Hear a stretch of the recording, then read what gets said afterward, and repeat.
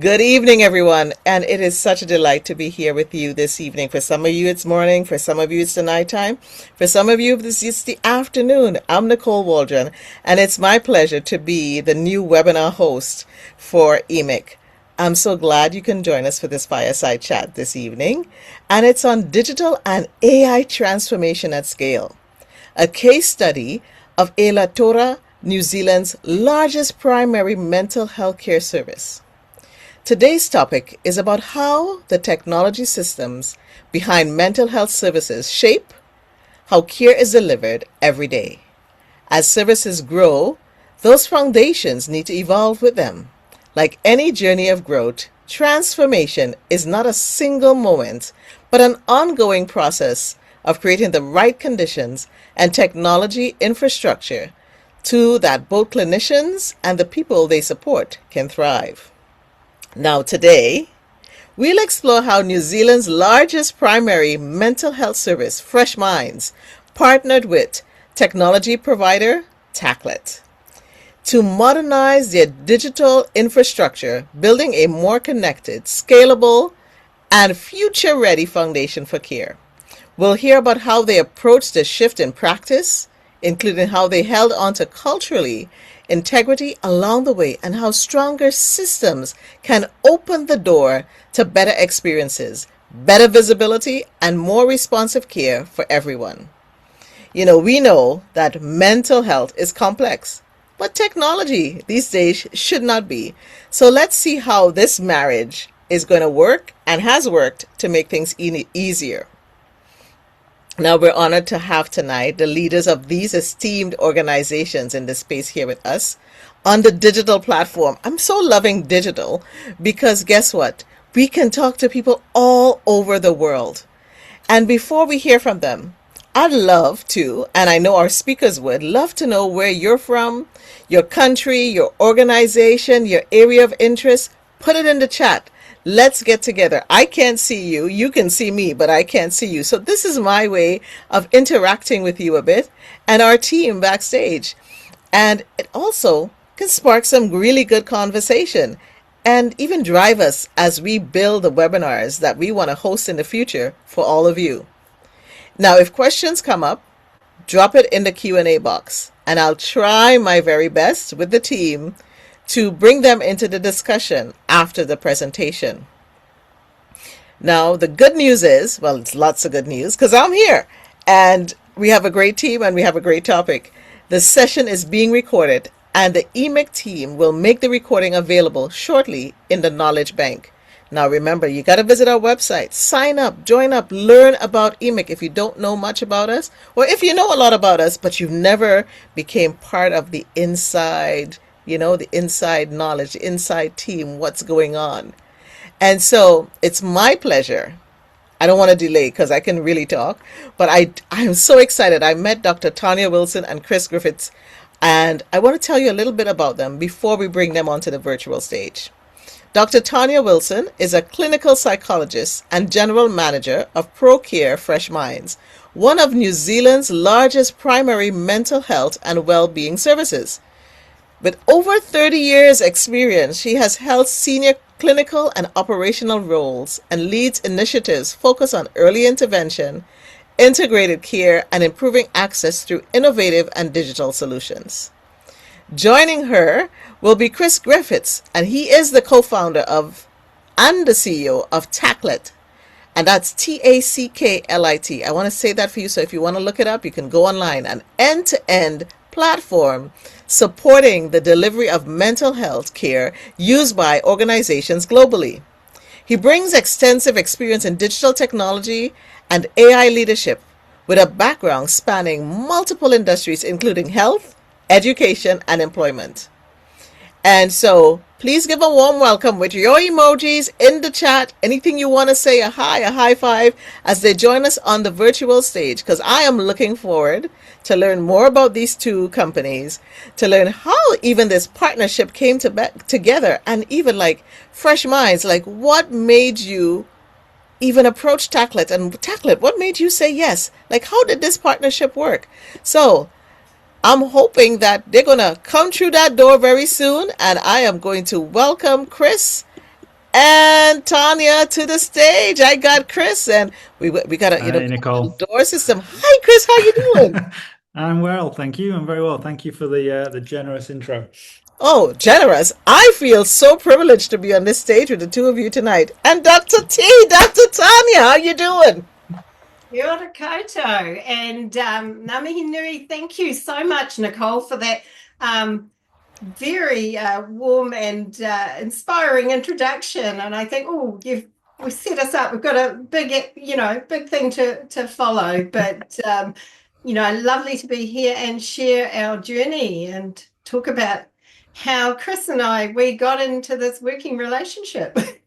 Well, I am excited. Absolutely. I know others are. And the fact that a mental health organization would say, listen, I need to do things better digitally, and you come together, that's just mind blowing for me. I never even knew these things existed until I started being a part of eMHIC. So I'm going to go through the door, get out of your way so people can learn about the two of you, and then I'm going to come back and join you later. Okay? Thank you, Nicole. Okay. Sounds good, Nicole. So, Do you want me to go first, Chris. Tanya? Do you want me to do a quick intro of Tacklit? You do a cricket intro, Tacklit, and I do so of Fresh Minds. Fantastic. All right. So just for everyone listening in, yeah, I'm Chris. Real pleasure to be here with you today. I'm joining from Melbourne, Australia, our little office here down in St Kilda. Um, Tacklit is a technology company that's now just over 6 years old. And essentially, we founded the company to support organizations like Fresh Minds and many other of our customers all around the world who are delivering really important work to their communities to better mental health in a variety of different contexts. But oftentimes, they're having to do that with technology that is ill-fitting or hard to innovate on top of. So our founding story is one of personal lived experience. My co-founder Rich in the UK, unfortunately, like so many, went through a deep lived experience with a depressive episode. And it was through understanding his journey on the client side and the various friction points and challenges with accessing care and being able to navigate the landscape. We started to talk to lots of providers about how they were solving some of those problems. And as technologists and data people and AI people, we felt it was a really big and important opportunity to try and provide some of the tooling that we'd seen help other industries transform and solve lots of information and data problems. We felt like there was a real opportunity to do that in the mental health care space. So I'm really proud to say that now we're kind of supporting organizations all over the world, around 5,000 clinicians, over 300,000 active clients, get access to personalized, proactive, outcome-driven mental health care. And yeah, really pleased to be here with Tanya today to share some of our lessons and learnings around the partnership that we've had with Fresh Minds. That's me, Tanya. Thanks, Chris. Well, with Fresh Minds, so Fresh Minds is part of the ProCare group, and the exciting part of the work that we've been doing was been working in the primary care space and bringing mental health and well-being services into that primary care space. So we were established back in 2004, originally called Psychological Services. And but over the last few years, we've been certainly evolving and growing, and have a new name. Well, it's not a new name anymore, Fresh Minds. But the exciting part of what we've been involved in is that part of bringing mental health options and services to people before things escalate and get too severe. So, bringing mental health options into primary care space, so our GPs have somewhere to refer their patients who are in need of support.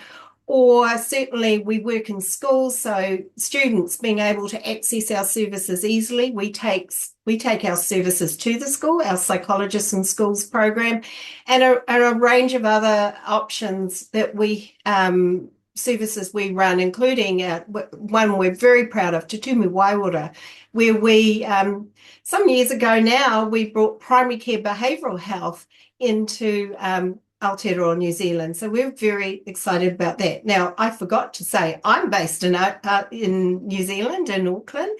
Our service, Fresh Minds, is predominantly based in the northern region of Aotearoa, New Zealand, but we also service with our employee assist program right through the country. So we've been growing. We started off with about 30 clinicians, and we now got a team of about 140. So we've certainly grown over the last few years.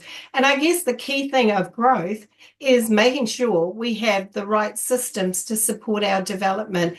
And that's where how we got connected with Tacklit. It was actually, we had a former CFO who had a real passion for technology solutions and was on the look for better solutions, and I think was sort of going through the internet and came up with this with Tacklit and showed me this and said, what do you think of this group? And I thought, they know how to work in mental health.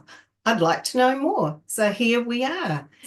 We decided we had a problem. We had a problem in that we had a CMS that was just not up to par. It wasn't, we had a high growing demand for mental health services, and we had a really quite archaic CMS. It wasn't able to provide us with the system support that we needed. It was having outages and so forth, and it certainly didn't have that digital interoperability that, we were seeing that other systems could have. And so we wanted a solution that was a more modern cloud-based solution and could be configurable, because that was really important, and preferably with more up-to-date sort of business processes already built into the system. And really important to us was it being able to capture data and lift information that we could be turned into actionable insights to aid our decision making and track how well we were doing. So we were after something that could do a number of things: streamline referral management, improve our data quality, had better capability to monitor client outcomes, and just increase our client digital self-service capability. And that was certainly an aspiration, and sort of better experience for our staff and clients. And I'm going to share this presentation to you so you can see, this is all captured within there. So why Tacklit? As I said, it looked like it aligned. Tacklit was aligned with what we were doing, because we'd previously been on a CMS developed for GP practices. And it seemed also to be an innovative product, but that was in our price range, in our budget, if you like. And it had a lot of features that we were keen to have: an integrated telehealth option. It had room for customization. We recognized that we had a number of programs that might have some common sort of elements, but we needed to configure it to whatever work that we were doing. And we needed to have a more streamlined system. Our previous CMS, I can only describe as quite convoluted when you were trying to see how you could use it. And of course, Tacklit seemed to be right sitting there at the forefront of what we were after. So one of the things in terms of, we decided to press go, but implementation, one of the things that we certainly learned, we often say here in the Pacifica area, is that it takes a village to raise children. It certainly takes a village to raise or stand up a new CMS. And so we had the real benefit of our ProCare data, digital and technology team to work with us, and our own in-house team of clinicians, lead clinicians and operations managers. And of course, we had the Tacklit team. So we did work really collaboratively together to achieve what we wanted in setting up this system. But there were, to ensure it was fit for purpose, there were some key things that we needed to do along the way. And it was actually, managing risk, making sure we kept to timelines within budget, there were different checkpoints along the way that we had to keep on working really closely together with the Tacklit team to make sure it was working within those parameters. Probably the thing that was most challenging for us was the client data migration from another system. But again, close working together to achieve that.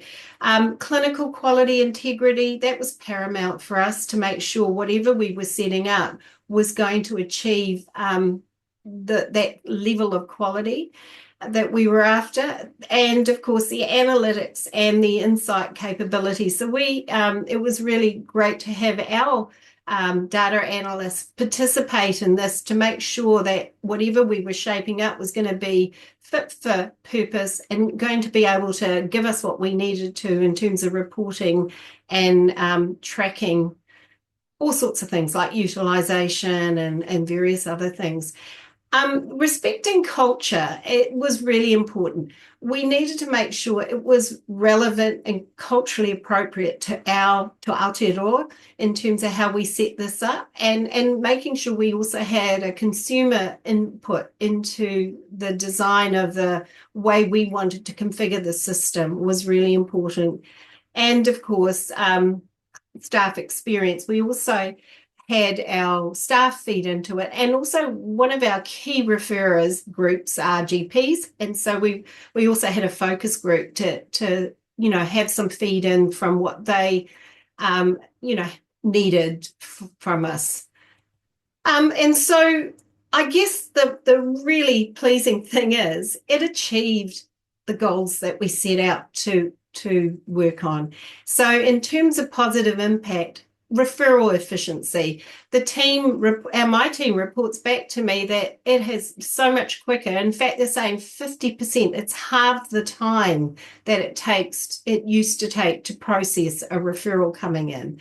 Improved data quality. We have more data points that we gain from the Tacklit.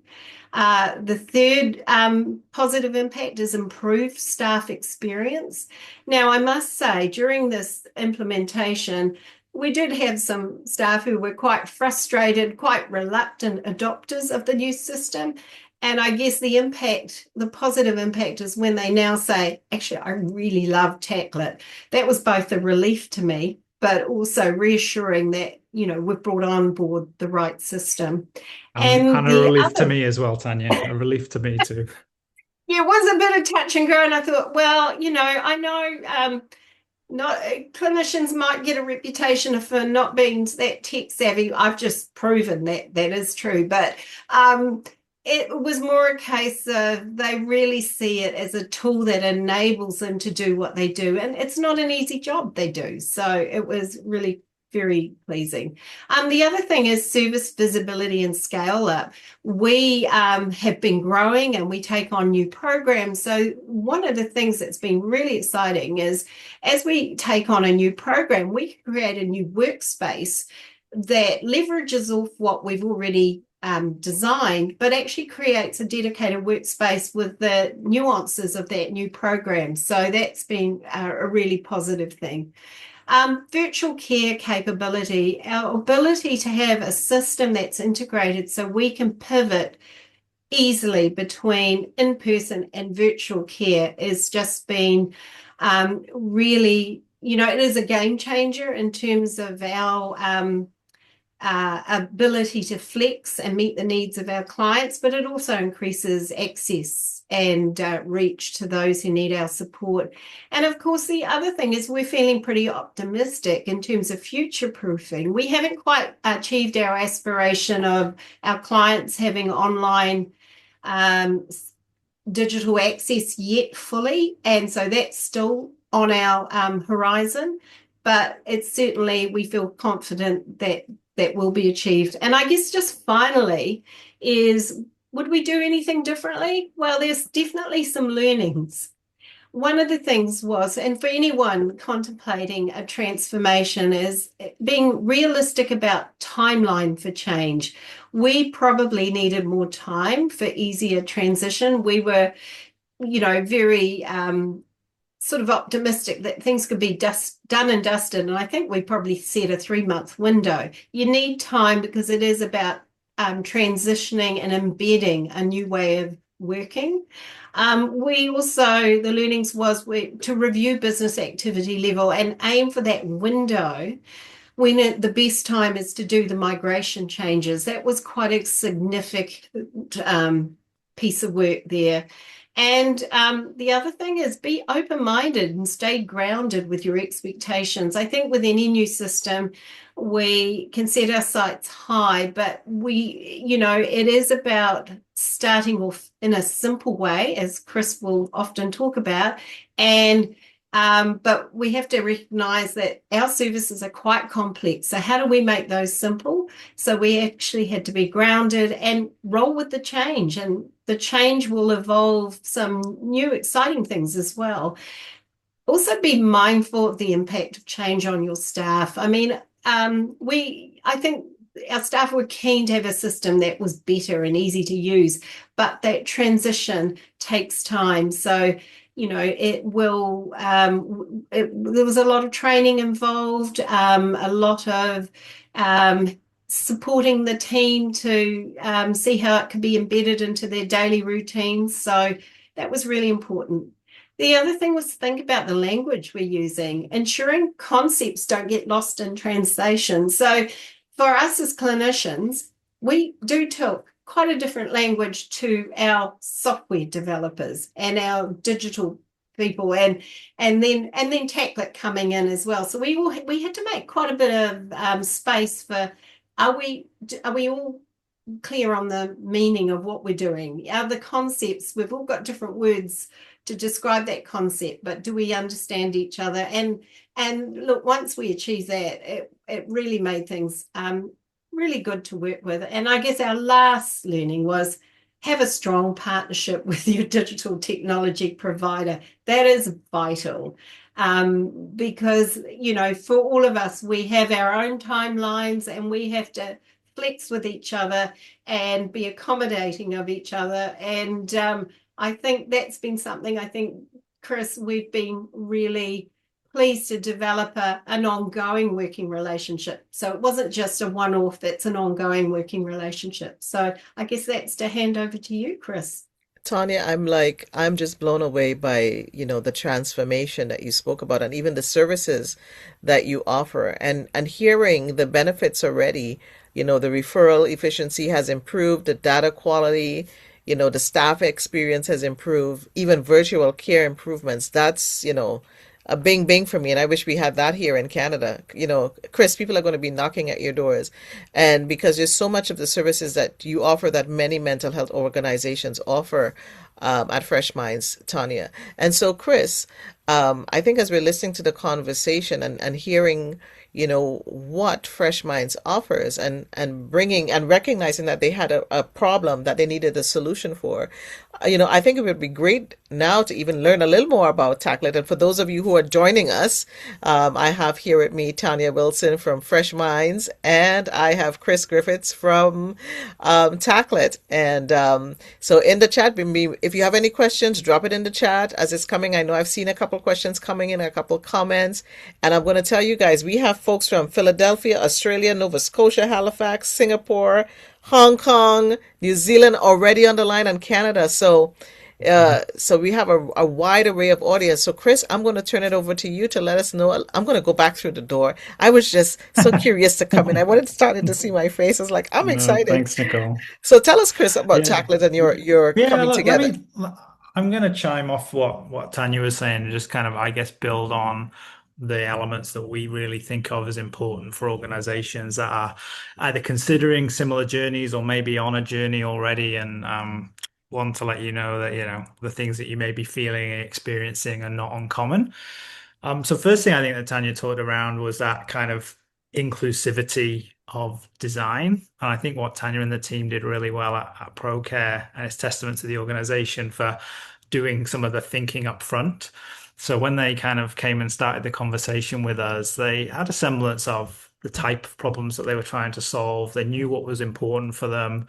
They had a view and they built some consensus internally around kind of appetite for this type of change. So I think that was really, really key. And at times when, the going gets tough and there's bumps in the road, it's that perseverance and persistence with that end state, that goal in mind that kind of you need to have. So I think that by grounding that in a really inclusive culture involving the different skills, roles, and responsibilities. I remember going to Auckland, we went 3 or 4 times through the course of the project, but whenever we were in the room with the Fresh Minds team, we'd have digital people, data people, security people, but then clinical staff, operational staff, people like Maria, Jen, and Nell, all key parts of Tanya's organization in the room, having a voice, sharing their opinions, and being kind of part of the conversation. So I think that's something which is really, really important for us because at the end of the day, technology is just a tool. It's kind of, it's just a tool to utilize, and it's harnessing that through the human interactions, I think is really, really important. So that's a really big thing that I think in this project particularly we'd highlight as a really good kind of contribution to that success factor. The other thing I think you talked about, Tanya, which I think really resonates with me and will with my team, but is that change management process is really not something to underestimate. So kind of the mindset that you need to go through a transformation, the space that you need to create for people to take that on, oftentimes on top of existing roles and responsibilities. Like Tanya's team did not stop supporting their clients to do a digital transformation. This was alongside all of the important work they do every single day. So that part of it as well is, again, needs to be really well thought through and really considered. And having people dedicated to the project, creating some space for them to maybe put some things down that they normally do in their day to day. Again, my mind goes to Maria, who's done a fantastic job as the kind of the transformation lead in Tanya's team, who, was a key part of the team already, but then Tanya and the leadership group were able to create space for her to take this on and kind of guide that project through. So again, that's a really, really important part, I think, of setting these things up for success is having the right people, the right skills involved, and then creating that space for people to kind of go through on that journey. So yeah, just kind of chiming in, I think, Tanya, in terms of your experience and kind of what we've seen. I also think there's another piece in here around, again, which we see is really important to success of projects like this. And I think you touched on it with your, as you talked about the journey we went on, Tanya, but the being stubborn on the vision, but having some flexibility on the details. So oftentimes, the way that organizations maybe worked historically was constrained or wrapped around various kind of elements of what the past maybe looks like. So when you're working with a new potential partner in a digital space, it opens up the opportunity to think about doing things differently. And again, I think what Tanya and team brought to this project is a real openness and a real growth mindset to thinking differently about how they might approach tackling problems and how they could get to the outcome without being stubborn on the very specific pieces of the puzzle to go into that. And again, for us, in our experience at Tacklit, we're fortunate to work with organizations across Australia, New Zealand, UK, Europe, hopefully Canada and other places soon. But we're privileged to work with some really great organizations that are trying to think in that way. And again, I think that's really important around, you don't just want to flip a system from one system to another system and kind of end up with the status quo, because the pain of that investment and that journey to go from kind of A to B isn't really worth it unless you unlock some of the value. And again, the value here, I think that Tanya's kind of called on is, you can kind of slice it into lots of different segments around different roles in the team, some of it team side, some of it patient side, some of it in relation to the experiences you're providing, making things easier, saving people time. Again, these are all the things which I think layer up into delivering that really important and kind of really beneficial outcome fundamentally for the help seekers who are seeking support. And the work that Tanya and the Fresh Minds team does, I think she kind of glazed over it a little bit at the beginning, but they run so many critical programs, and they're supporting so many different communities with the services they offer through the centers, through the virtual care and better well-being, through the schools programs.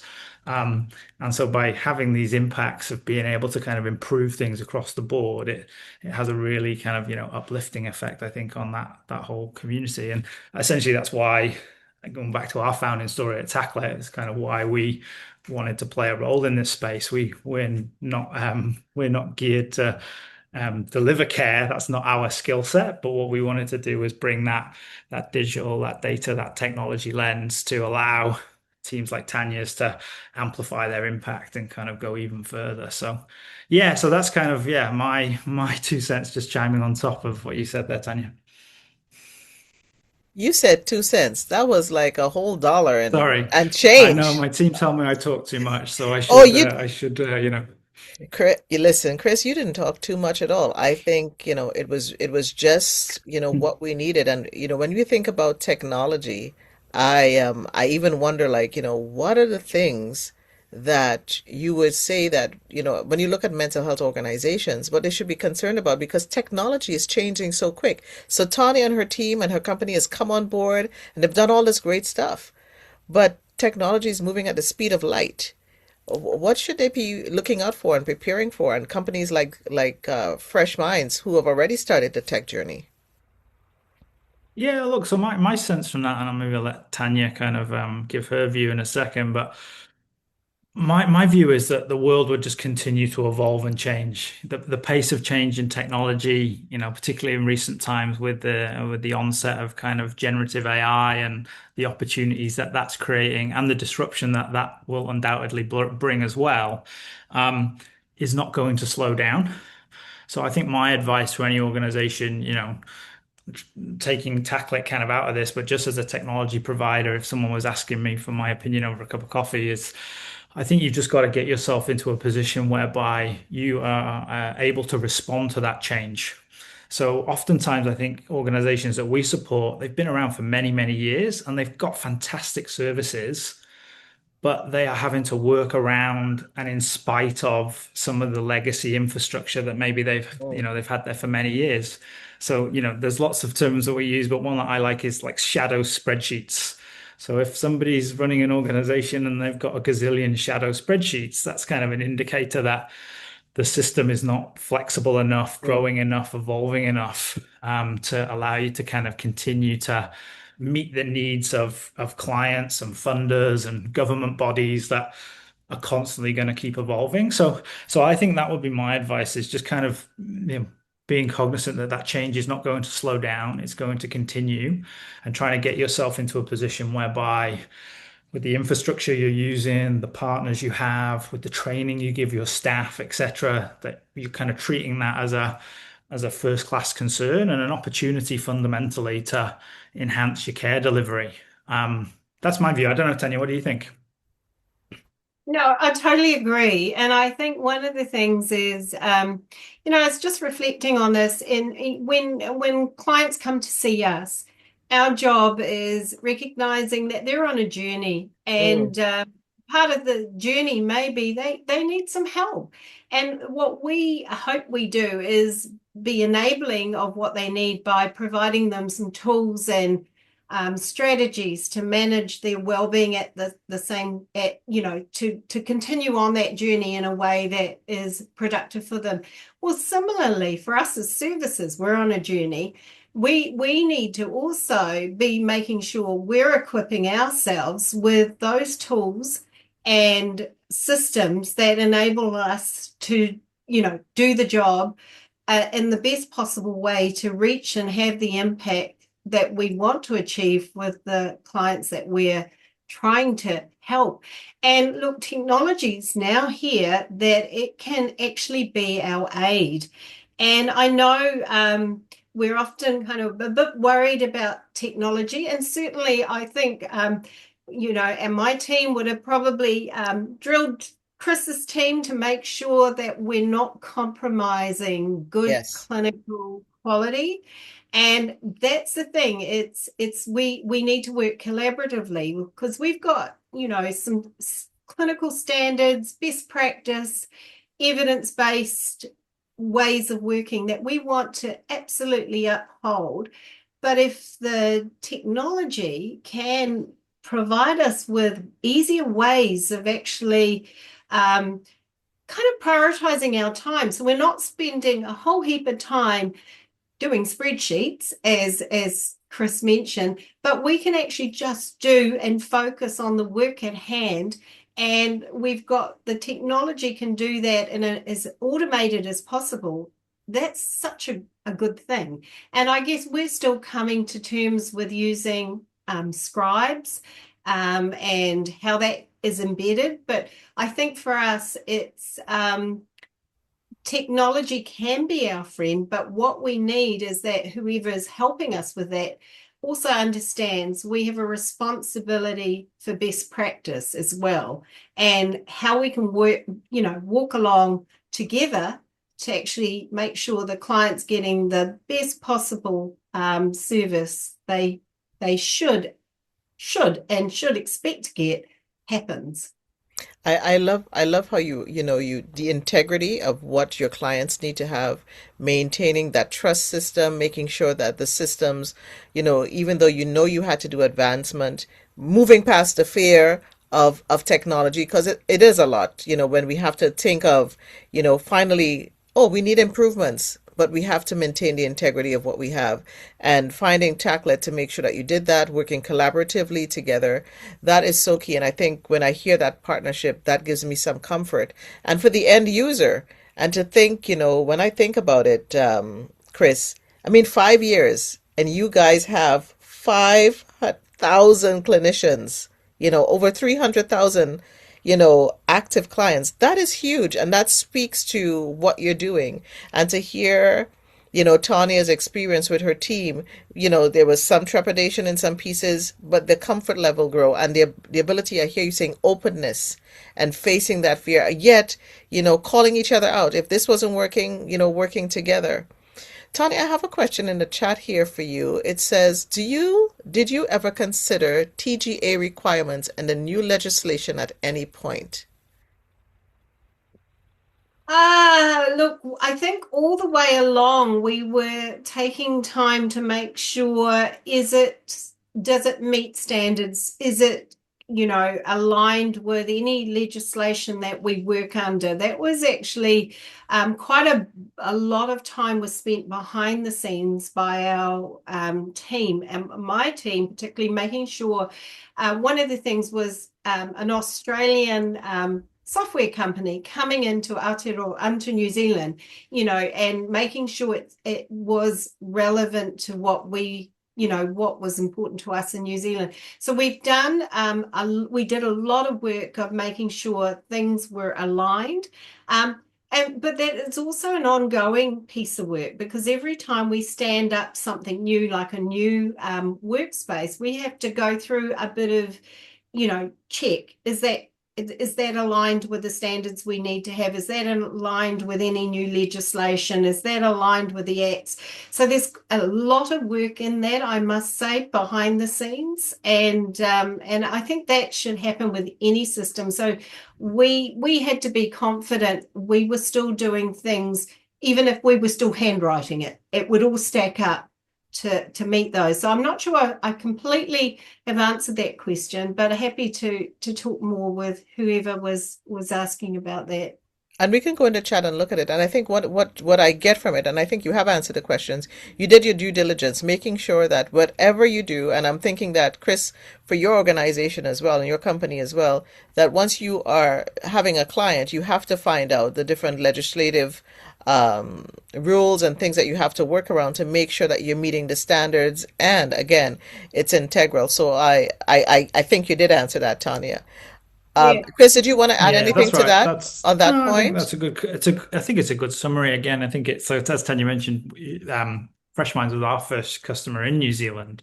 So as part of us in those early stages of forming, is this the right partnership? It's not too dissimilar to kind of a dating analogy or something. You're getting to know one another and sussing each other out. But a big part of that for us was being humble and kind of going in and engaging in a listening kind of mindset. We've always tried to do that at Tacklet, and I think it helps us a little bit to a degree that we don't bring many years of healthcare practicing kind of background to the fore and kind of say, well, this is the way that we think it should be done, and we kind of force everyone into our protocol. We've always had to have that flexibility and engagement. The work that we do day in, day out is driven by not what Chris thinks or what our team thinks. It's kind of what our customers are asking for. And so we've always had that mindset of going in to engage and listen. And that's compliance, the cultural component that Yes. Tanya touched on in terms of how we work into the Maori culture and the family component there. I can never say the word, Tanya. Tiwahu, Wahanu. I can never remember what the word is. Apologies, I'm butchering it. But the Oh, concepts there, and there you go, Fano. That's the one. Sorry.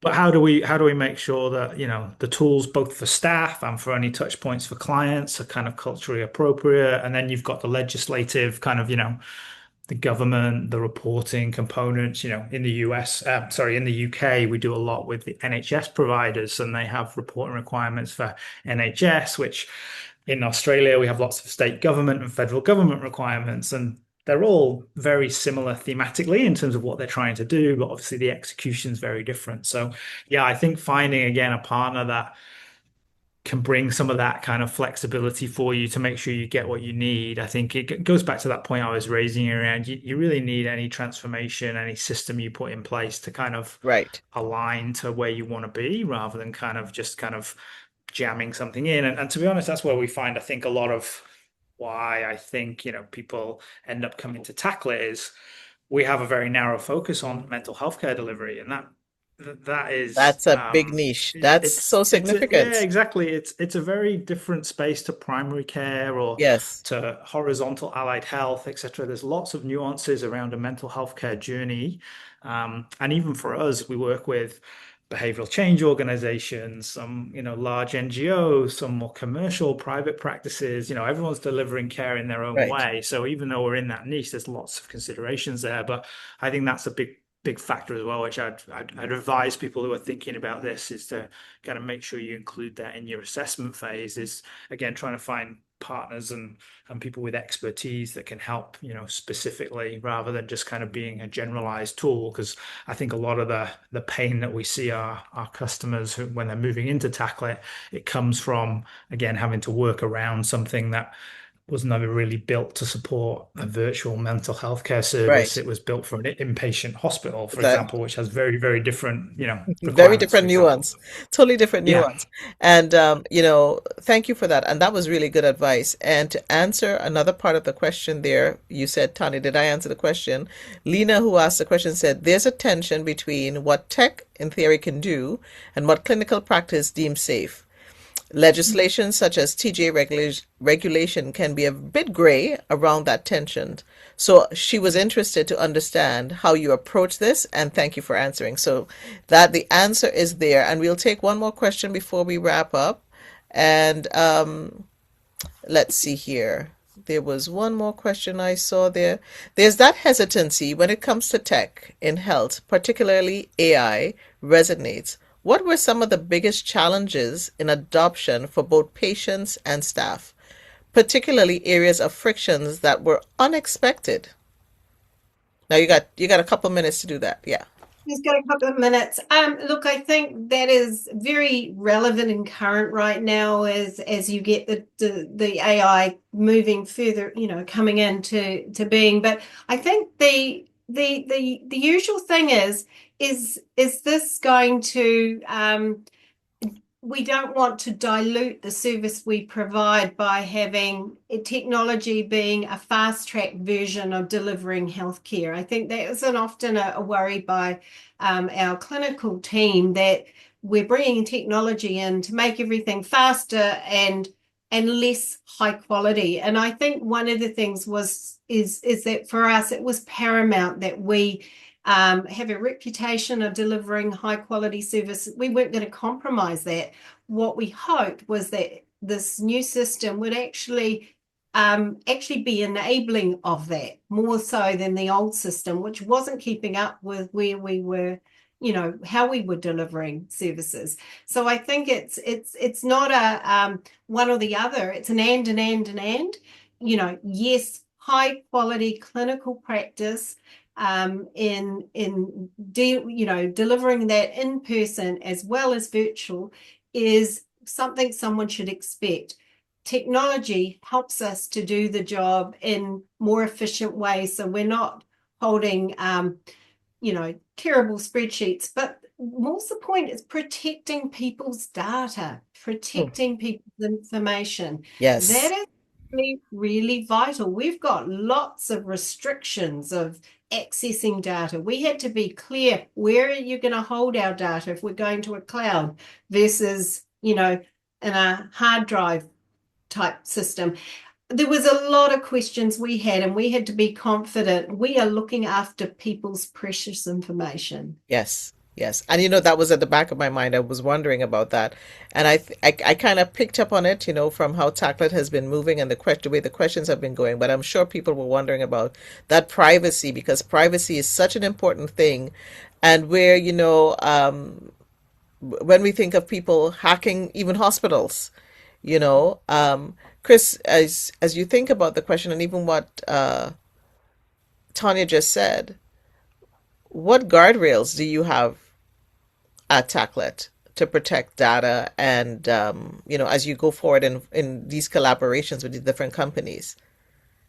Yeah, so yeah, as you might imagine, this is a first class concern for us and has been kind of at the root of, the since the founding of the company. We're working in a very sensitive space in regard to mental health, and in a world where data is treated as kind of the primary concern. And I think we're fortunate that, as a company that's 5 years old, kind of, so we're not kind of a baby anymore. Maybe we're a toddler or something like that now, whereby we've been able to backbone tackle it on all of the modern security protocols and encryption protocols for the way that not only we store information technically, but how we set up operationally to kind of secure that information. So there's, as we align to the ISO 27001 standard, and we do stuff with cyber essentials government schemes in the UK and various things and audits that we do with our customers here in Australia, these things have always been a key part of our organizational culture and construct.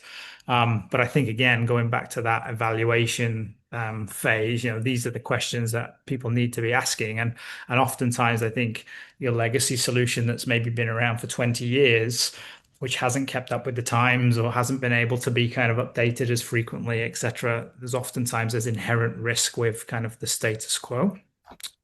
And just looping back to the point on the AI, I think again, this is a really, a big topic, which is close to our heart here at Tacklet, because we, as technologists, we are excited by and see the potential of Mm. AI, but you have to do that responsibly when it comes to Yes. healthcare information and the context. We've actually got a little shout out. We have a white paper which is free on our website. I encourage anyone to go and grab a copy, download it if you haven't read it already. But it just proposes a really simple framework that we'll be actually talking about at the THIMS conference in Sydney here in August. Around how to think about the AI opportunity as it Mm. regards to mental health. And I think for us, where we're seeing the biggest enablement in this current wave is providing tools to reduce the cognitive load for staff. So if Ah. there's a tool from an AI perspective that we can shortcut in terms of processing a referral, in terms of collecting and presenting information from a case summary that would oftentimes require, you know, the psychologist or the psychiatrist or the support worker to go and kind of do that work to pull it together. The AI can play a supporting role in kind of enabling that and make that happen. So we're very focused on quite narrow jobs to be done for AI. I'm focused on kind of unlocking time for that frontline staff member to, instead of having 10 minutes between their session to furiously curate their notes, do their follow-ups, then try and get ready for the next client kind of coming into the waiting room, AI can support some of that activity. So by, instead of jamming all of that into 10 minutes, maybe you can get a cup of tea, go to the bathroom, reset type thing. So And that's where we're seeing the biggest change. and one of the things I hear you saying, when you give back time, especially when we think of the concept of mental health, you as a practitioner, you need to even reframe and gather your own mental health, get your own mental faculties back into position for the next client or the next meeting that you have. I see that as a really great advantage of giving people back time, because time is so priceless. And so as as I say, we wind down. This is like my second close of winding down. We're almost there, folks. And I know, because, I'm hearing you, Chris, and I'm like, oh my God, I wish I could see a demo now of how this works. And I want to come to the conference. I'm ready to jump in. I want to put on my AI.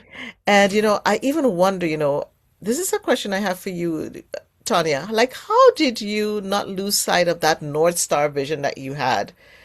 That you were journeying towards. You have that journey line behind you that's big for Fresh Minds. So what kept you keeping focus on that North Star? Having been working in the mental health and wellbeing space, it's actually more 40 years, not rather than 30 years, is you have to have that optimism. You have to have that focus on a horizon, because getting there is tough. Hmm. The nature of the work that we do, it's incredibly challenging. So I think perhaps it's because we work in that space where you've got to be strength based. We might have some struggles right now, and things are not working, but we know that that there is a better place or better way of doing things, and it's keeping that sort of focus, determination, that that's what we're about. We're striving on to sort of support people to be better, but also that we are better in what we do. So I think it is that don't lose heart, and we will get rewards along the way. And I think there's not necessarily going to be the pot of gold at the end of the rainbow. The pot of gold is right there, but we sometimes don't see it. And I think I had this conversation with you once before. There are gems in everything we do, but sometimes they just get a bit hidden because we haven't got the right processes, the right systems. And what we need is to bring in the right things that actually help us to uncover the things that we can do better, and so we work towards it. And I think in terms of technology, just reflecting on that time it gives you, there's a lot of research in the cognitive overload for mental health clinicians or those working in the mental health space, that it Yes. can overload you. And that is so true. And I sometimes think, perhaps that's another conversation. How do you work in this space for so long and keep a smile on your face and keep Yes. the optimism?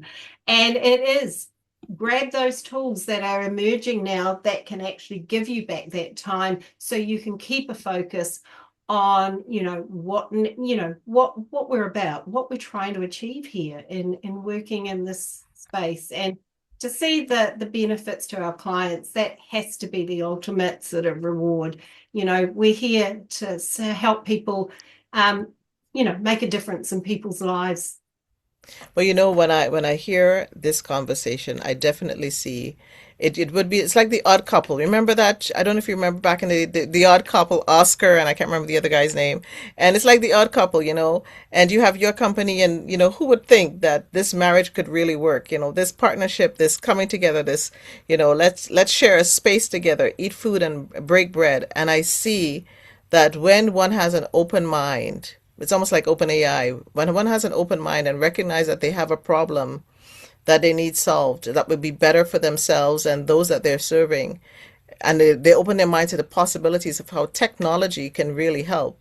You find a tacklet, you find that tack that lights up your world, and you get a Chris, and you say, thank God you're there. And Chris and Tanya, I am so grateful for this conversation. It is so rich. I have like 5 or 6 more questions I want to ask, but I know our team in the back, they would say, Nicole, no more, we have an hour. And this, I think, is when, you have an hour for a conversation as rich as this. It gives people the opportunity to say, listen, I need to go more and learn more about what Fresh Minds is doing, and even be open to connecting with Tanya and Chris. Find them on LinkedIn, go to their websites. I just want to say a huge thank you to the two of you, to our audience who have been here with us tonight, this morning, this afternoon, depending on where you're at. What time is it there for you, Tanya? It is nearly coming up to 4 p.m. And where are you, Chris? What time are you, Chris? I'm Melbourne, just nearly 2 o'clock here. And I'm almost at 11 p.m. here in Toronto, Canada. Look at that. And Thanks for staying up with us, Nicole. oh, Appreciate it. I'm a night owl, so this is my time to work. And I want to give a special shout out to Olivia Dunn, who has been working tirelessly behind the scenes setting this up, and to our ED Anel Taplial from eMHIC. Thank you, thank you, thank you for so much for giving us this platform to have the conversation. I invite you, our audience, to bring a friend the next time in April, on April 21st at 2 p.m. Eastern Standard Time. I won't be up that late. Healing in a New Reality is the topic, exploring the augmented reality's potential for better mental health. This episode will be in collaboration with Float and Metaverse for Good. I'll get to use my avatar, so be sure to follow us on social media and join our eMHIC community. And remember, have a victorious week. And in a world where you can be anything, be kind and let your victory speak life. I'm Nicole Waldron, the host. This evening, it's been indeed a pleasure. Dr. Tanya Wilson, Chris Griffiths, it's been an honor. And we look forward to seeing you in April. And be kind to yourself as well. See you in a couple weeks.